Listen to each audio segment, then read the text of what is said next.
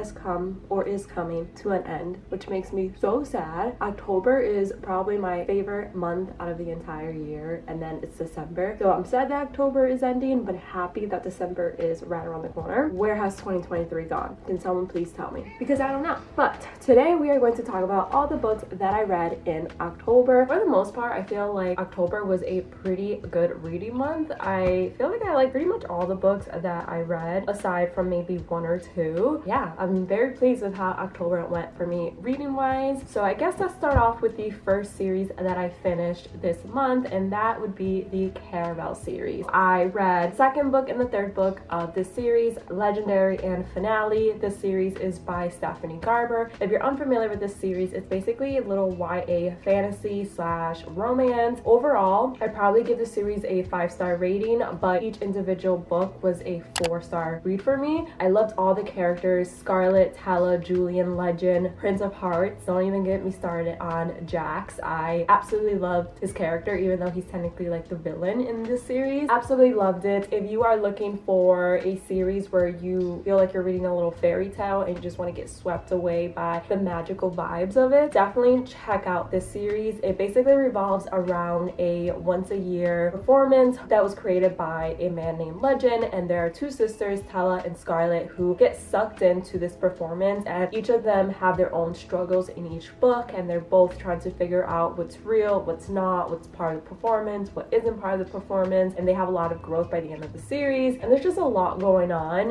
which is kind of hard to explain without giving away too much from the books, but highly recommend this series. It's probably one of my favorite YA series of all time. And then we have Imagine Me by Tahiri, if I'm pronouncing that correctly, Mafi, and this is the final book in the Shatter Me series. So yes, I finally finished the Shatter Me series. It has been a long time coming. I am so disappointed to say that I hated this book. This was such a letdown for me. I expected so much more and it just didn't deliver. I think I give this book a 2 out of 5 stars, and the reason I didn't like this book was because we didn't get much of Warner. This book had Kenji's POV, which I love Kenji, I love his character, but I don't need an entire book with his POV, especially since he's not like the main character that I honestly care about. And obviously we had Juliet's POV, but Warner was kind of in the background, and I wanted more of Juliet and Warner's romance. I wanted them to, I don't know, conquer their obstacles together, and I wanted them to be more of, I don't know, I wanted them more front and center in the book, and I feel like Kenji carried this book on his back. If it weren't for Kenji, I probably would have given this book a 1-star, because like I said, I love his character. I was just expecting more of Juliet and Warner. I know that there's a novella after this book, but I'm not going to read it out of principle because I'm so mad that we didn't get a lot of Juliet and Warner's relationship. And the novella is basically about their relationship after this book ends, and I don't understand why the epilogue could have been a little bit better. Why do I have to go out buy another book to get more of Juliet and Warner when this is technically the last book in the series? So out of principle, I'm not going to read the novella, and I'm sorry, you can't convince me. I just won't do it. Very disappointing end to the Shatter Me series. It makes me so sad. I also read The Rom-Com Agenda by Jane Denker. I loved this book so much. It follows two main characters, Leah and Eli. Eli has gone through a big breakup. He refuses to move on. He thinks that he can win his ex back by completely changing everything about himself. So his sister and their group of friends basically encourage him, or kind of like force him, to undergo this huge makeover to win back his ex, even though secretly they don't like his ex, but they're doing it because they think that's what Eli wants. And then Leah enters the picture, and she helps him a little bit with this whole extreme makeover, but she's very adamant that he doesn't have to change anything that he doesn't want to change. Like, he's perfect the way he is. And she has her own inner struggles in the book, and I just loved the romance. This is definitely a slow burn, but it's a pretty short book. It's only like 310 pages, so even though it's a slow burn, it doesn't feel like the author is dragging out the romance. I feel like 310 pages was perfect for the characters and their love story. If you're looking for just a feel-good small town romance that takes place in the winter time, so you get all the cozy vibes, definitely check out The Rom-Com Agenda. I think I give this book a 4 out of 5 stars. Honestly, it might be like a 4.75 because I enjoyed it so much. While I was reading this book, it felt like I was getting wrapped up in a cozy, thick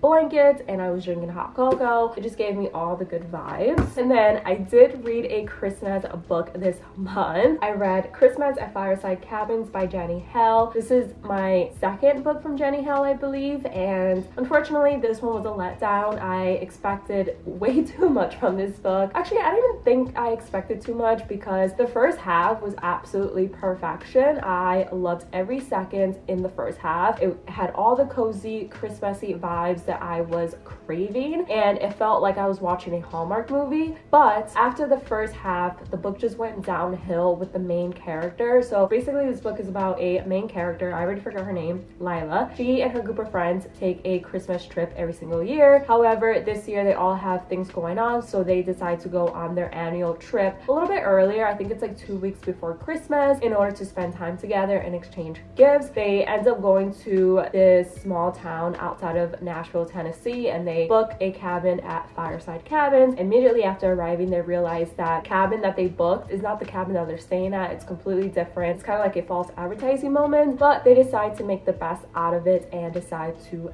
stay at Fireside Cabins even though they're not getting what they were promised. Lila falls in love with the small town. She falls in love with the residents, and she makes it her mission to save the town's grump and another resident as well. But my biggest problem with this book was how entitled the main character Lila was to the grump's life. She felt like she had some sort of, I don't know, she felt like the grump owed her his life story, and she was adamant about saving him and figuring out why he was grumpy and changing his whole life. And normally I don't have a problem with grumpy sunshine. It's actually one of my favorite tropes, but this book felt so insta-lovey for me. And I know that Christmas books are supposed to be about Christmas miracles, and the romances normally are insta-lovey. For some reason, this book just rubbed me the wrong way. So halfway through the book, I was not having a good time, and I wanted to DNF it so bad. I actually ended up skimming a lot of it. So I give this book a 2 out of 5 stars. If you can see past insta-love, if you can see past the main character's stalker vibes, then you'll probably enjoy this book because the Christmas vibes were 10 out of 10. But other than that, I didn't really like the romance, unfortunately. And then we have House of Salt and Sours, I can never pronounce that word, I am so sorry, by Erin A. Craig. This book is actually a retelling of the fairy tale 12 Dancing Princesses, and I loved the atmosphere of this book and the ambiance and the cozy, dark vibes that the author created were 10 out of 10. The actual story fell flat for me, unfortunately. It follows a main character named Annalie. She is one of 12 sisters, and 4 of her sisters have all died in mysterious ways. Well, they all have died, and the last one that died passed away in a very mysterious, sketchy way, which makes Annalie think that she was murdered. So throughout the book, Annalie is trying to figure out if her sister was actually murdered or if it was just a freak accident, and she also wants to figure out if her family is cursed because, like I said, 4 of her sisters plus her mom have all passed away. So the town that they live in actually think that the family is cursed and want to stay away from them. But like I said, the fairy tale vibes, the cozy atmosphere that the author created was 10 out of 10. I just didn't really care for the story, and there were so many different characters that I had a hard time keeping track of everyone, and since there were so many characters, I didn't really care for any of them. I just thought this book was pretty mid, nothing special in my opinion. I do know that is the first book in a series. I don't think I'm going to continue the series just because, like I said, I didn't really care for the story. Yeah, I think I give this book a 3 out of 5 stars.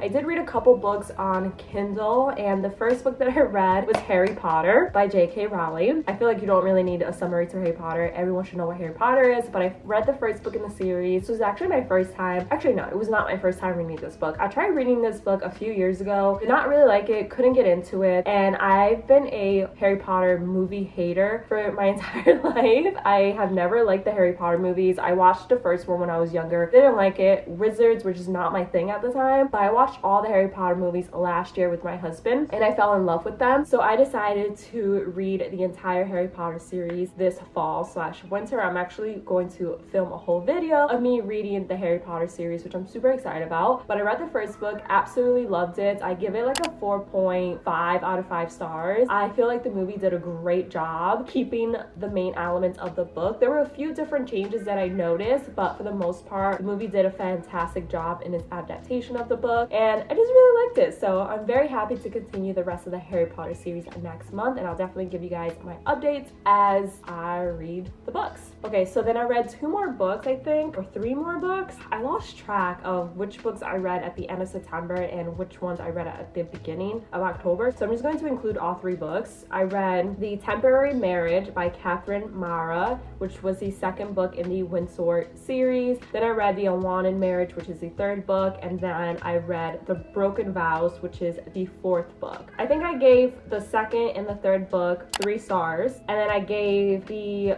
4th book 2 stars. So if you're unfamiliar with the Windsor series by Catherine Mara, it basically follows a set of brothers who are from this super rich billionaire family, and their grandmother is the head of the family. She basically sets up these arranged marriages for them, and all of the brothers know for a very long time that they're going to end up in an arranged marriage, so they don't really fight that element, but they do fight the wife that the grandma chooses for them. So it's a lot of fake dating and fake marriages type thing. So I love that trope. I love the fake dating trope, so I ate this series up. I highly recommend if you're into like billionaire love stories. I don't know why I love them so much, but I do. They're just so entertaining. And the first book in the series is probably the best one in my opinion. It's The Wrong Bride. I gave that book 5 stars. Highly recommend. I believe it's on Amazon Prime Reading, so you can actually read it for free if you have a Amazon Prime membership. The last book I didn't really like as much, just because I felt like the chemistry between the 2 characters wasn't all the way there. Those are pretty much all the books that I read in the month of October. My baby is playing in the living room. Like I said, I had a pretty good reading month, and I'm pretty happy with all the books that I read. I can't wait for November because I have so many good books that I want to read. Well, I hope that they're good, but I have so many books that I plan to read, and I hope that they live up to my expectations. My cat is right here in front of me always. Let me know in the comments below what books you guys read in October. I would love to know, and Haley would love to know as well. And yeah, really hope you guys enjoyed watching this video. If you did, don't forget to give it a big thumbs up. Don't forget to subscribe. I would love to have you a part of my channel, and I'll see you guys in the next one. Bye guys.